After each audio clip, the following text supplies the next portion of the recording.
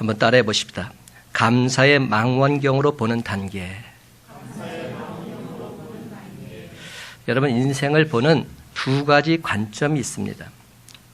하나는 현미경의 관점이요, 다른 하나는 망원경의 관점입니다.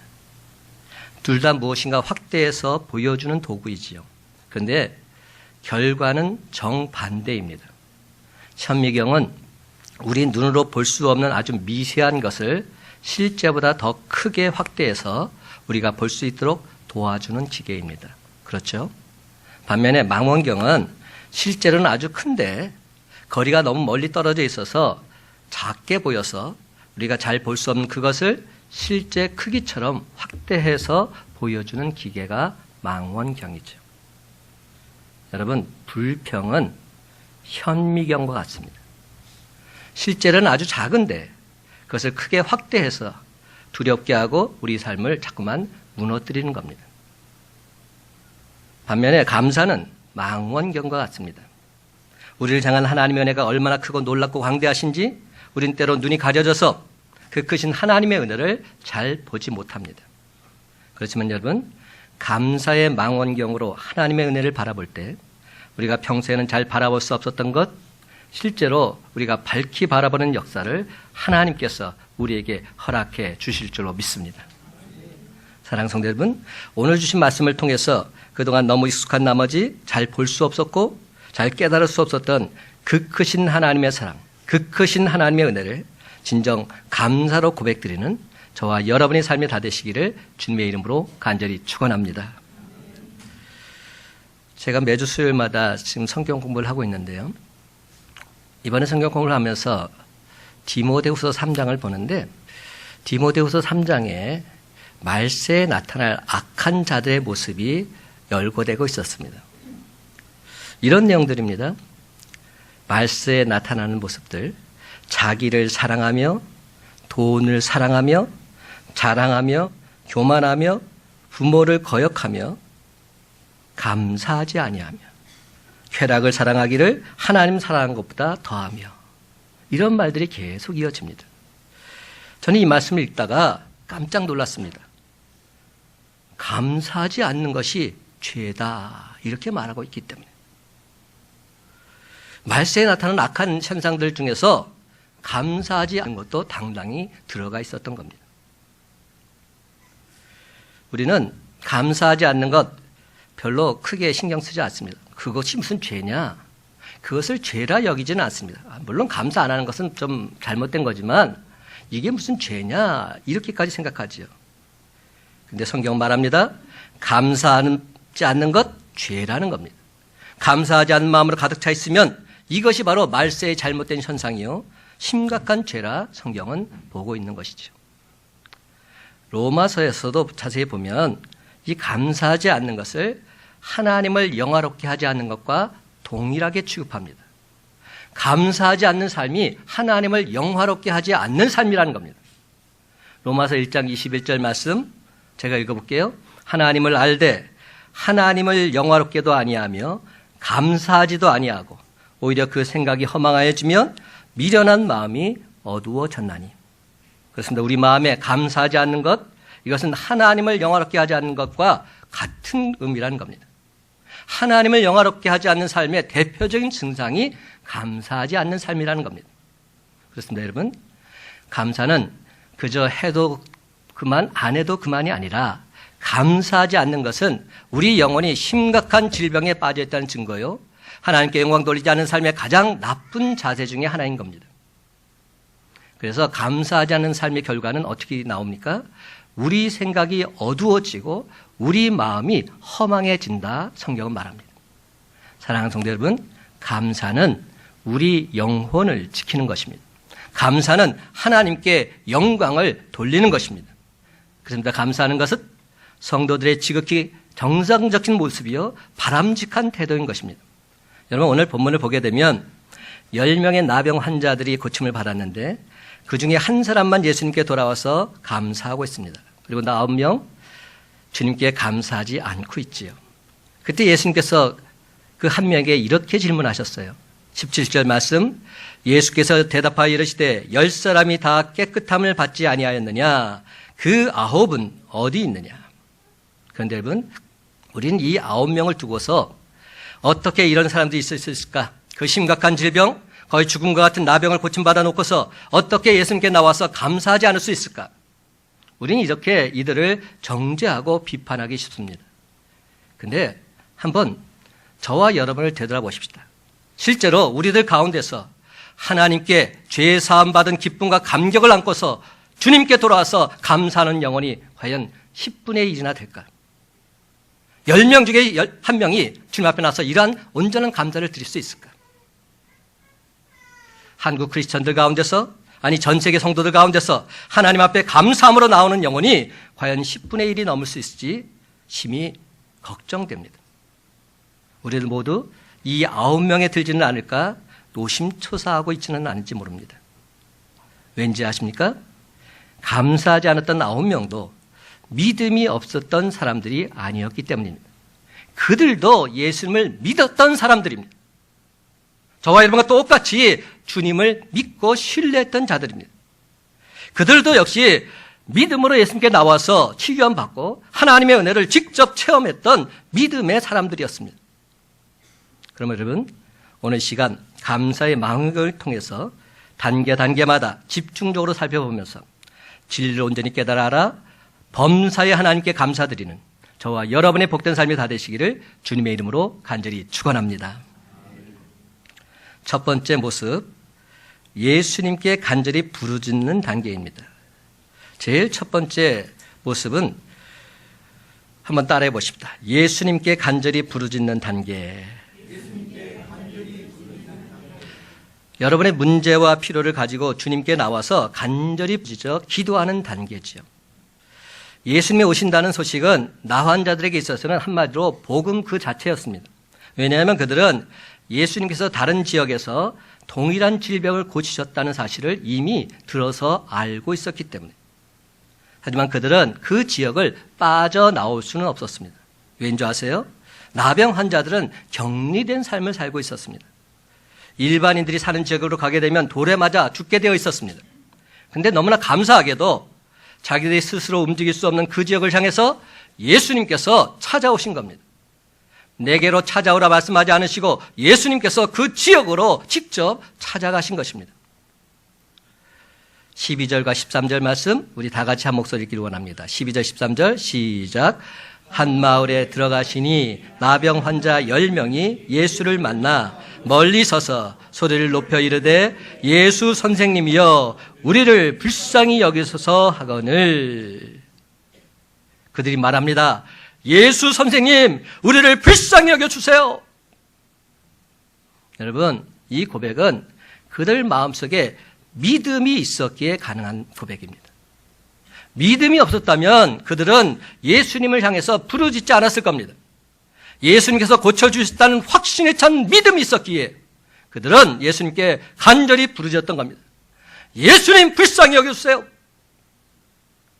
예수님을 신적인 권위가 있으신 분, 자기들을 온전히 고쳐줄 수 있는 능력 있는 분으로 믿었기에 그들은 예수님께 부르짖고 간구하고 있는 것이죠. 좌절 가운데 있을 때, 절망 가운데 있을 때, 도움이 절실히 필요할 때 오직 주님만이 나의 도움이시요 주님만이 나의 희망이시라는 믿음을 가지고 있었기 때문에 이런 부르짖음을 하게 되었던 겁니다. 주님, 나를 불쌍히 여겨 주옵소서. 그렇습니다, 여러분. 이처럼 나를 불쌍히 여겨달라고 기도하는 자체가 하나님의 크신 은혜를 사모하는 증거인 것이지요. 따라서 내가 지금 기도가 잘 되지 않는다고 한다면 이는 내가 지금 너무 바빠서 기도할 시간이 없어서 기도하지 않는 것이 아닙니다. 내가 지금 너무 교만하기 때문입니다. 주님, 나를 불쌍히 여겨 주옵소서. 이런 고백을 하루에 매 시간마다 24번 이상 계속 한번 드려보십시오. 시마다 때마다 주님, 나를 불쌍히 여겨 주옵소서. 기도 드려보십시오. 과연 무슨 일이 일어나게 되는지. 하지만 우리가 왜 기도를 드리지 않을까요? 왜 이런 기도를 주님께 올려드리지 못할까요? 솔직히 내가 아직 그렇게 불쌍하지 않은 겁니다. 말로는 그렇게 고백하고 싶은데 실상은 그렇지 않은 겁니다. 나 정도면 됐지. 내가 그래도 이 정도까지 했으면 됐지. 뭘 더 이상 어떻게 해? 내가 뭘 그렇게 불쌍하다고 내가 주님 나를 불쌍히 여겨달라고 이렇게 말해야 돼? 자기 교만으로 인해서 자신의 비참한 영적 상태를 아직도 똑바로 보지 못하고 있기 때문입니다. 사랑하는 성도 여러분, 우리 모두는 하나님 앞에 긍휼히 여김을 받아야 마땅한 존재들입니다.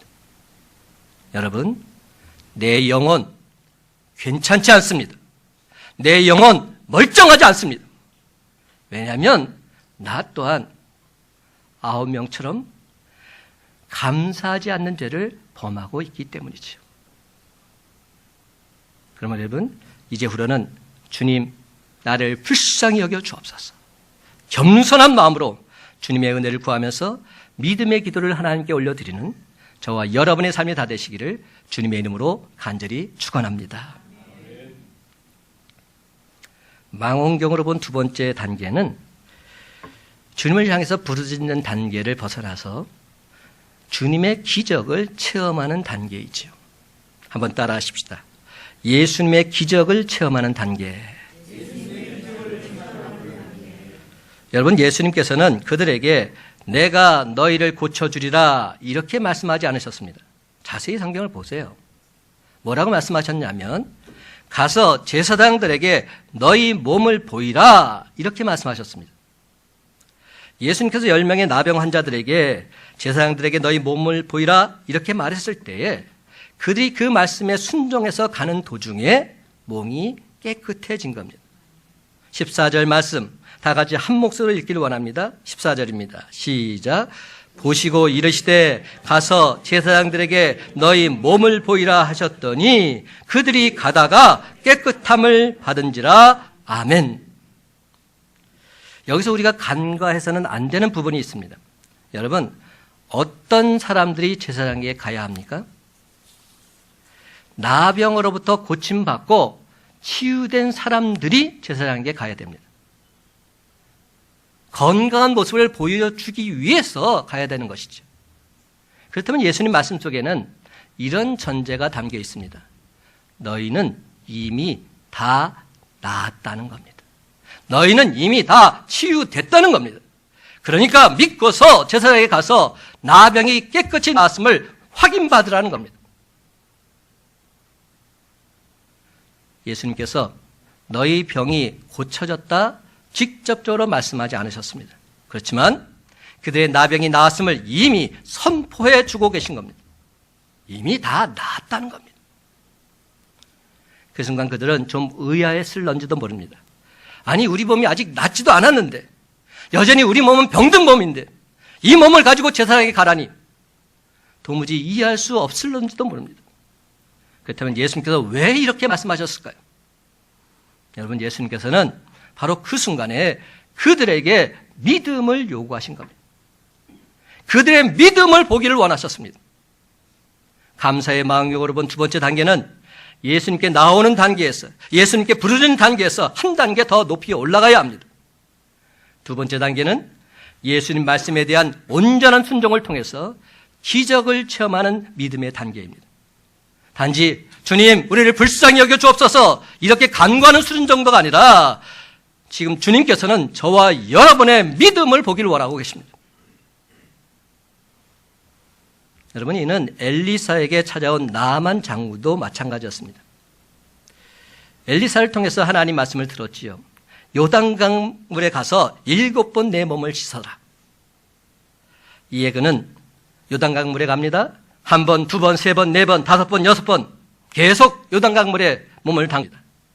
그런데도 전혀 변화가 없습니다. 그렇지만 7번 몸을 씻으라는 하나님 말씀에 온전히 순종했을 때 치유되는 기적은 나타나게 된 줄 믿으시기 바랍니다. 여호수아 때 이스라엘 백성들이 요단강을 건널까 할 때도 마찬가지입니다. 하나님 말씀에 순종해서 제사장들이 범람하는 요단강물에 발을 담글 때 비로소 강물이 멈춰서게 됩니다. 강물이 멈춰섰을 뿐만 아니라 그 땅 바닥이 마른 땅이 되었다 성경은 증언하고 있습니다. 그래야 건너갈 수 있지 않겠습니까? 주님께서 완벽하게 해주신 겁니다. 그러면 여러분, 이 모든 기적은 믿음의 행진이라 말할 수 있습니다. 단지 마음속의 믿음으로 그친 것이 아니라 주님 말씀을 온전히 믿고 행할 때 마침내 하나님의 기적은 우리의 삶 속에서 나타나야 될 줄 믿으시기 바랍니다. 그런데 우리들 대부분은 자꾸만 환경의 증거를 보고 나서 안전하게 믿으려 합니다. 하나님의 행하심을 보고 나서 이젠 됐다, 내가 믿겠다, 그리고 나서 나아가는 거죠. 한마디로 해서 예수 믿는 것을 속된 말로 안전빵으로 믿으려고요. 하나님께서 내게 복 주시면 내가 열심히 신앙생활 하겠습니다. 하나님께서 내 질병을 치유해 주시면 내가 열심히 신앙생활 하겠습니다. 하나님께서 내 환경을 열어주시면 내가 열심히 신앙생활 하겠습니다.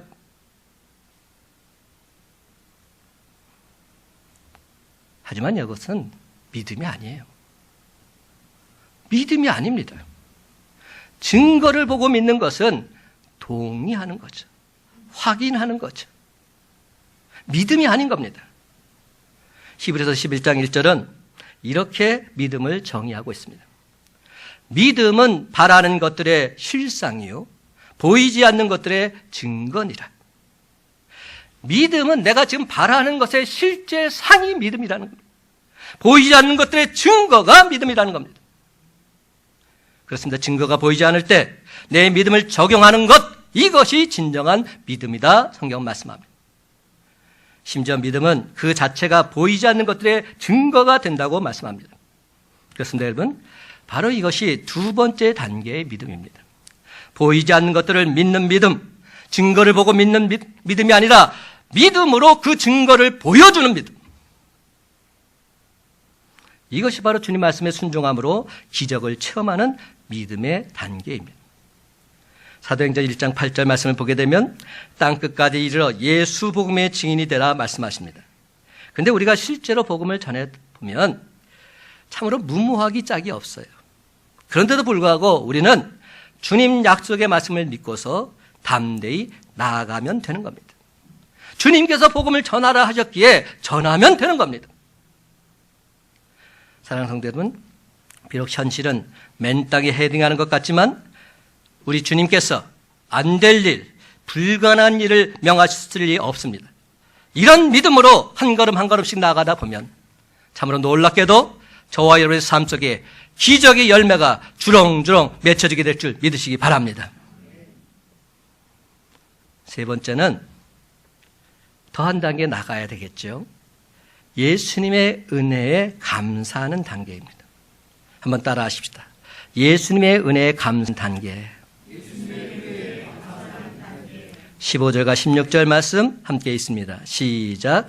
그 중에 한 사람이 자기가 낳은 것을 보고 큰 소리로 하나님께 영광을 돌리며 돌아와 예수의 발 아래에 엎드려 감사하니 그는 사마리아 사람이라. 아멘.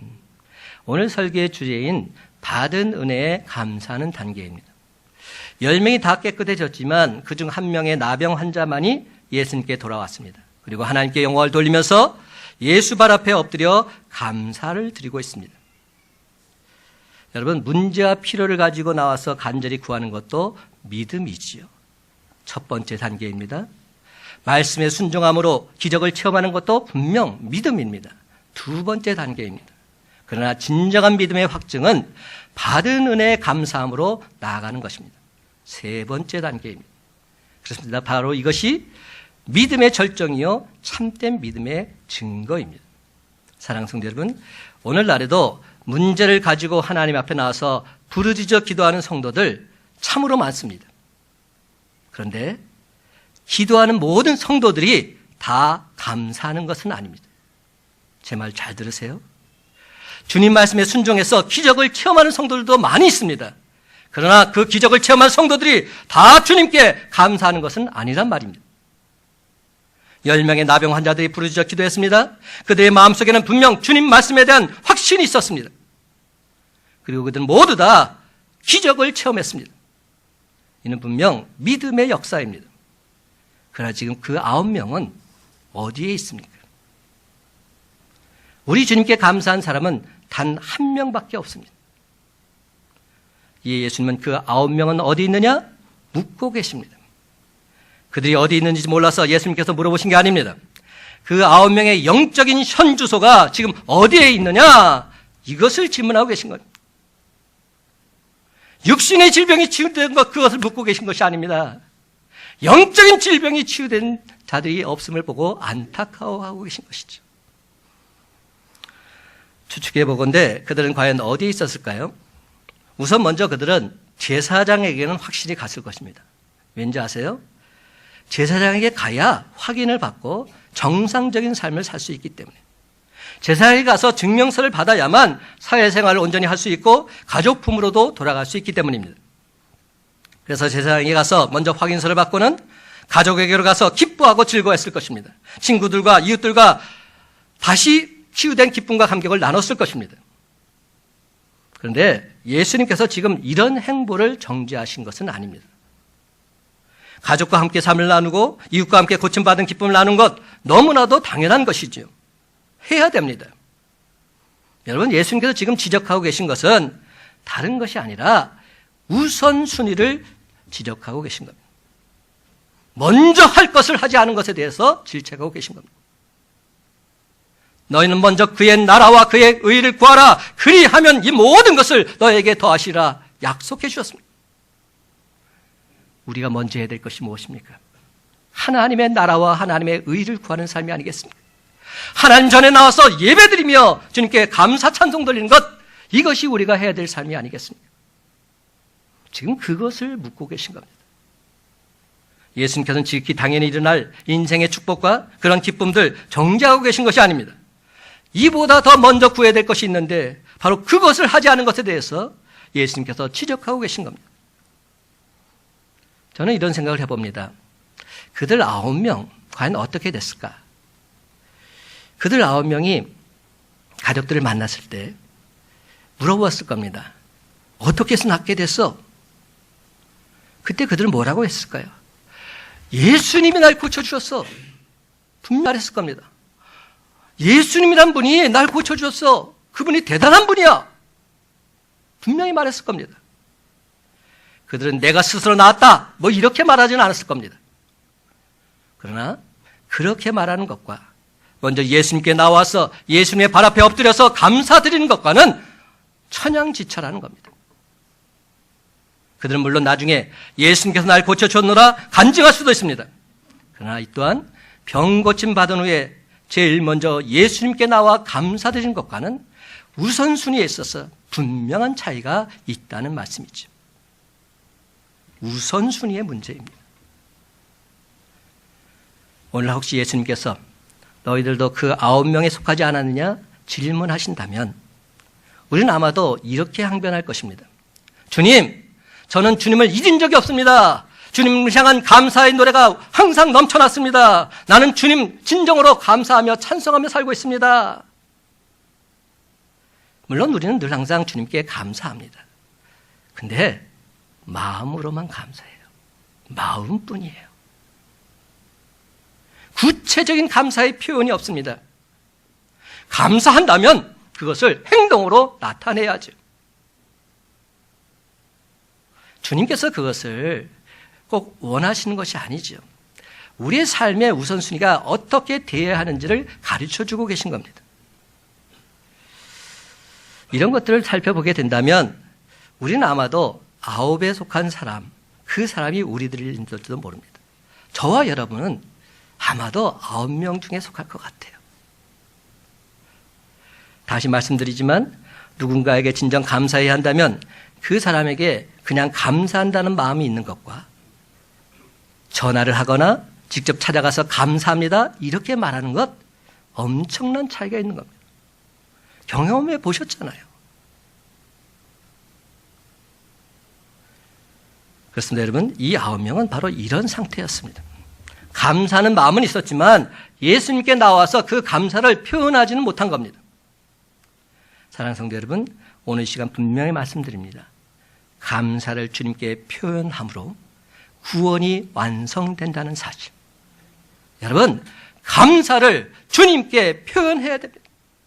늘 언제나 시도 때도 없이 주님께 감사합니다, 감사합니다, 감사를 표현해야 됩니다.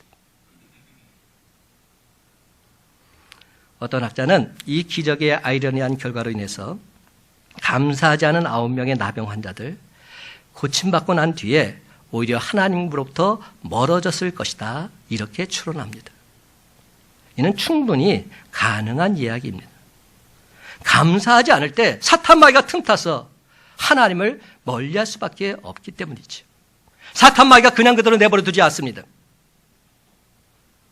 그들이 처음에 하나님의 도우심이 온전히 필요할 때는 멀리 서서 간절히 부르짖었음에도 불구하고 오히려 그때는 영적으로 주님과 가까이 있었습니다.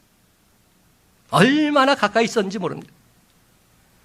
그렇습니다. 문제와 고난과 필요 가운데 있을 때 우리는 그 속에서 하나님과 아주 가까이 있게 됩니다. 그런데 그 문제가 해결 안 받고 상황이 좋아지고 고난이 다 사라지고 나면 그때부터 우리는 하나님으로부터 더욱더 멀어지고 마는 것이죠. 참으로 아이러니합니다. 지금은 소천하신 오늘의 교회 고 하영주 목사님께서 오늘 본문을 가지고 말씀을 전하실 때 제가 그때 강하게 받았던 메시지가 하나 있습니다. 바로 이 점을 강조하셨어요. 잘 들어보세요. 기적만을 좋아하면 기적이 끝날 때 감사도 끝난다. 그러나 기적을 주신 하나님께 감사하면 기적은 계속될 것이다. 기적만을 좋아하면 기적이 끝날 때 감사도 끝난다는 겁니다. 그런데 기적을 주신 하나님께 감사하게 되면 날마다 기적은 계속될 것이라는 겁니다. 하나님께서 역사하시기 때문에.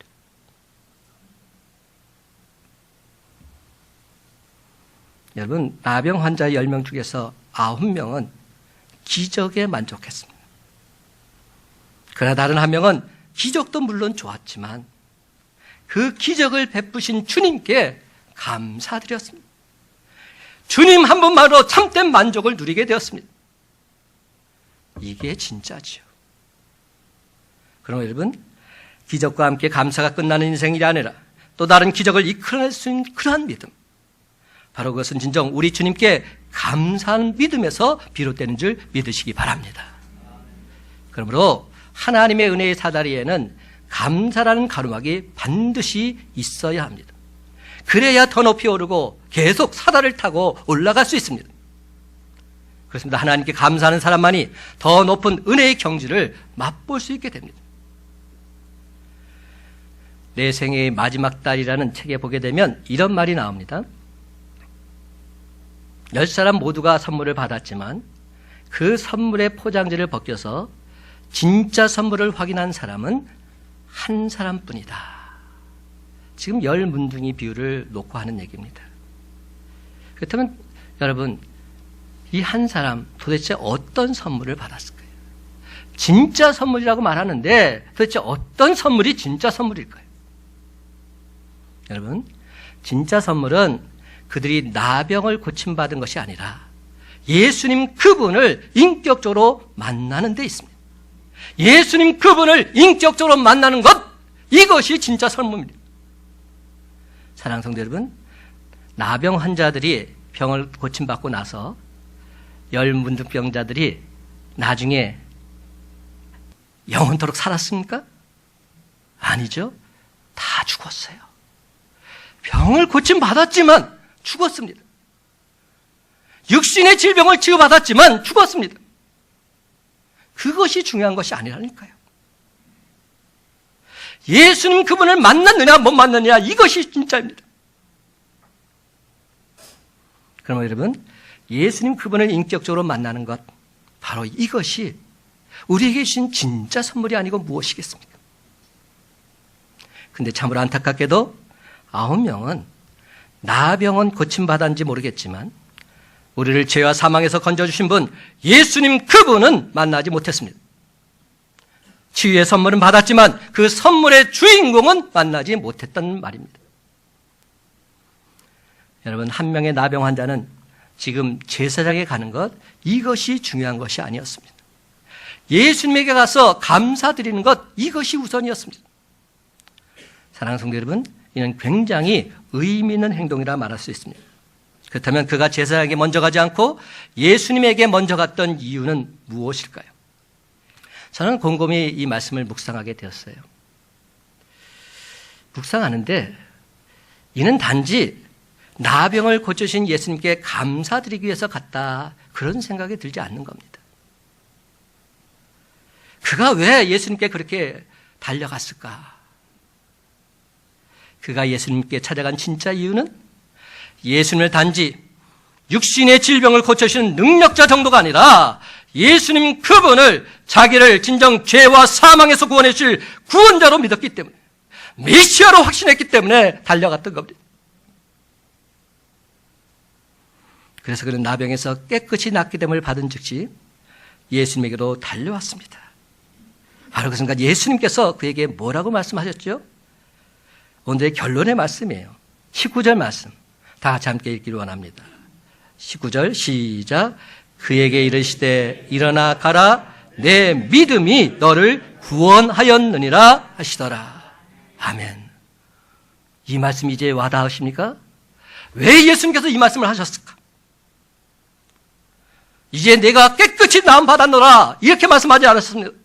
일어나 가라, 이제 내 믿음이 너를 구원하였다, 이렇게 말씀하셨습니다. 우리는 예수님의 이 말씀 속에서 단초를 발견할 수 있어야 합니다. 그렇습니다, 여러분. 예수님은 감사드리러 나온 그를 향해서 내 믿음이 너를 구원했다 말씀해 주고 계십니다. 사랑하는 성도 여러분, 이는 그의 나병이 치유되었음을 말하고 있는 것이 아니지요. 그가 예수님을 진정 메시아로 믿고 구원받았음을 말씀하고 있는 겁니다. 여러분, 우리 육신이 고침받는 것보다 훨씬 더 중요한 것은 영혼이 구원받는 것입니다. 9명은 육신은 고침받았지만 영혼은 고침받지 못했습니다.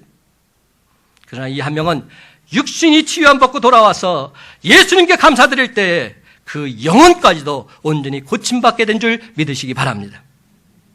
그렇습니다, 여러분. 그 어떤 것보다도 가장 귀한 영혼 구원의 역사가 일어나게 된 것이죠. 이제 말씀을 맺습니다. 사랑하는 성도 여러분, 고침받은 한 명의 나병 환자처럼 먼저 주님께 나와 감사 기도 드릴 때 내 믿음이 너를 구원했다, 이 주님의 음성을 모두 다 듣게 되시기를 간절히 바랍니다. 그래서 영혼 구원의 기쁨과 감격을 안고서 저 잃어버린 영혼들을 향해서 한 사람이라도 더 주님께로 인도하는 저와 여러분의 복된 삶이 다 되시기를 예수님의 이름으로 간절히 축원합니다. 기도하겠습니다.